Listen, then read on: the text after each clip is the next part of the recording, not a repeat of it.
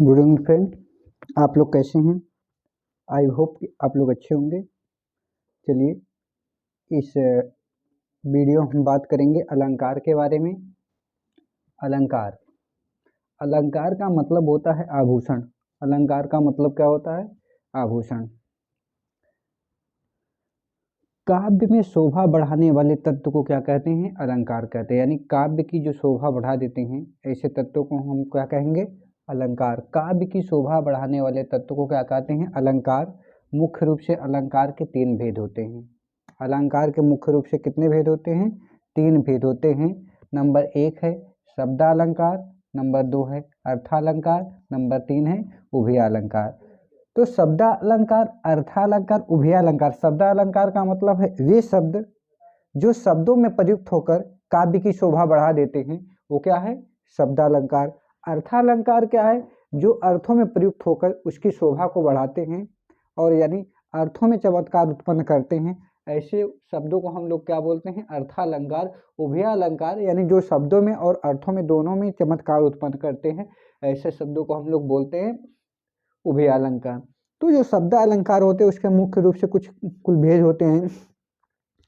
अनुप्रास अलंकार, लाटानुप्रास अलंकार, यमक अलंकार, श्लेष अलंकार, वक्रोक्ति अलंकार। तो शब्दालंकार शब्द में प्रयुक्त होकर यानी चमत्कार उत्पन्न करते हैं, शब्दालंकार होते हैं, ठीक है। और जो अर्थालंकार होता है वह अर्थ के रूप में प्रयुक्त होकर अर्थों में क्या करते हैं? चमत्कार उत्पन्न करते हैं, ठीक है। अब दूसरा क्या है? दूसरा क्या है? अर्थालंकार। अर्थालंकार क्या होता है? जो अर्थों में प्रयुक्त होकर उसकी क्या कर दे?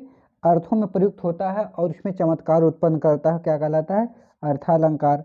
अर्थालंकार के भी कुछ भेद होते हैं, जैसे उपमा अलंकार हो गया, रूपक अलंकार हो गया, उत्प्रेक्षा अलंकार हो गया, अतिशयोक्ति अलंकार हो गया, भ्रांतिमान अलंकार हो गया। तो उपमा, रूपक, उत्प्रेक्षा, अतिशयोक्ति, भ्रांतिमान अलंकार हो गए। जैसे उपमा, रूपक, उत्प्रेक्षा, अतिशयोक्ति, भ्रांति, मान, ये अर्थालंकार के भेद हैं। तो आज हम लोग बात करेंगे सिर्फ 3 अलंकार को, जैसे अनुप्रास अलंकार, यमक अलंकार, श्लेष अलंकार, ठीक है। ठीक है, तो अब तीनों को हम लोग बारी बारी से देख लेंगे इसका में होता क्या है। तो ट्रिक के भी माध्यम से हम लोग याद कर लेंगे। जैसे अनुप्रास अलंकार, अनुप्रास का मतलब होता है वर्ण। क्या होता है? वर्ण। किसी वाक्य में एक वर्ण की आवृत्ति एक से अधिक बार होती है तो वहां पर कौन सा अलंकार होता है? अनुप्रास अलंकार माना जाता है। नहीं, किसी वाक्य में एक वर्ण की आवृत्ति एक से अधिक बार होती है तो वहां पर कौन सा अलंकार माना जाएगा? अनुप्रास अलंकार माना जाएगा। यानी वर्णों जैसे क ख ग घ च छ ज झ प फ व म इनमें से कोई भी वर्ण एक से अधिक बार प्रयुक्त होता है तो वहां पर अलंकार कौन सा होगा? अनुप्रास अलंकार होगा। जैसे चारु चंद्र की चंचल किरणें खेल रही थी जल थल में। तो यहाँ पर चा चा चा वर्ड की आवृत्ति क्या है? कई बार आती है, ठीक है। तो यहाँ पर चा चा की आवृत्ति क्या है? कई बार आ रही है, तो इसलिए कौन सा अलंकार होगा? अनुप्रास अलंकार होगा। फिर क्या है? तरनी तनुजा तट तमाल तरुअर बहुछाए। तरनी तनुजा तट तमाल तरुअर बहुछाए। यहाँ पर त ता की आवृत्ति कई बार होती है तो यहाँ पर कौन सा अलंकार है? अनुप्रास अलंकार है। चंदू के चाचा ने चंदू की चाची को चांदनी चौक पे चांदी की चम्मच से चटनी चटाया। तो यहाँ पर चाचा की आवृत्ति कई बार आ रही है तो यहाँ पर भी कौन सा अलंकार हो जाएगा? अनुप्रास अलंकार हो जाएगा, ठीक है। फिर अगला है यमक अलंकार। यमक का मतलब होता है शब्द। क्या होता है? शब्द, ठीक है। यानी एक ही शब्द 2 या 2 से अधिक बार आए लेकिन उनका अर्थ क्या होता है? भिन्न होता है। यमक का अर्थ होता है शब्द और वो कितने बार आता है? 2 बार आता है। एक ही शब्द कितने बार आता है? 2 बार आता है, ठीक है। लेकिन उनका जो अर्थ होता है वह क्या होता है? भिन्न होता है। तो वहां पर कौन सा अलंकार कहलाएगा? यमक अलंकार कहलाएगा।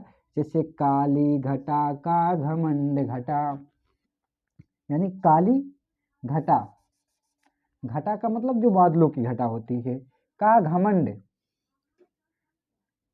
का घमंड मतलब उसका घमंड क्या हो गया? घट गया, कम हो गया, ठीक है। तो एक घटा का मतलब घटा से, दूसरे घटा का मतलब होता है कम होने से।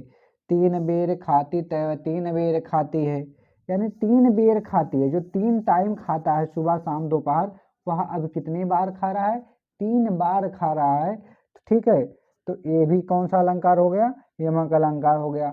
यहाँ कनक कनक ते सौगुनी मादकता अधिकाय, या खाए बौराय जग वा पाए बौराय। कनक कनक का मतलब, एक कनक का अर्थ होता है धतूरा और एक कनक का अर्थ क्या होता है? सोना। दोनों में मादकता क्या होती है? बहुत अधिक होती है। एक को खाने से आदमी पागल हो जाता है, दूसरे को पाने से आदमी पागल हो जाता है। यानी सोना को पाएगा तो पागल हो जाएगा ज़्यादा, और ज़्यादा धतूरा को खाएगा तो भी क्या हो जाएगा? पागल हो जाएगा। तीसरा अलंकार हमारा है श्लेष अलंकार।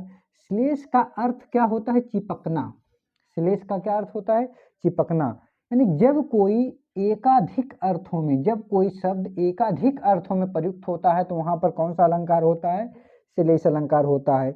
जब कोई शब्द एक का अधिक अर्थों में प्रयुक्त, तो एक ही बार होगा, ठीक है, लेकिन उसका अर्थ क्या निकलेगा? अधिक बार, अलग अलग शब्दों के लिए अलग अलग अर्थों में प्रयुक्त होगा, तो वहां पर कौन सा अलंकार होगा? श्लेष अलंकार। जैसे रहीमन पानी राखिए, बिन पानी सब सून, पानी गए न उबरे, मोती मानुष चून। तो यहाँ पर रहीमन को पानी रखना चाहिए, बिना पानी के सब सून, पानी गए न उबरे। यहाँ पानी का अर्थ मोती के लिए अलग है, मनुष्य के लिए अलग है, चूने के लिए अलग है। तो मोती मानुष चून। चरण धरत चिंता करत, फिर चितवत चहोर, सुवर्ण को ढूंढत फिरत, कभी बेविचारी चोर। यानी चरण धरता है, चिंता करता है, फिर चितवत चहोर, ताक लेता है, देख लेता है। सुवीरन यानी सुंदर स्त्री, सुंदर शब्द, सोना को ढूंढ फिरता है। ढूंढते फिरते हैं कौन कौन? कवि। किसको? सुवीरन को। बेविचारी, दुष्ट प्रवृत्ति के लोग। चोर, तो जान ही रहे हो, चोर किसको ढूंढता है? सुवर्ण यानी सोना को। बेविचारी कौन ढूंढता है? सुंदर स्त्री को। कवि क्या ढूंढता है? सुंदर शब्दों को। तो यहाँ पर हमने 3 अलंकार को कंफर्म किया, अनुप्रास, यमक, श्लेष। और जो बचा है अर्था अलंकार, अर्था में उपमा, रूपक, उत्प्रेक्षा, अतिशोक्ति, भ्रांतिमान, उसको हम लोग अगले वीडियो में क्या करेंगे? कंप्लीट करेंगे। तब तक के लिए जय हिंद, गुड बाय, नमस्कार।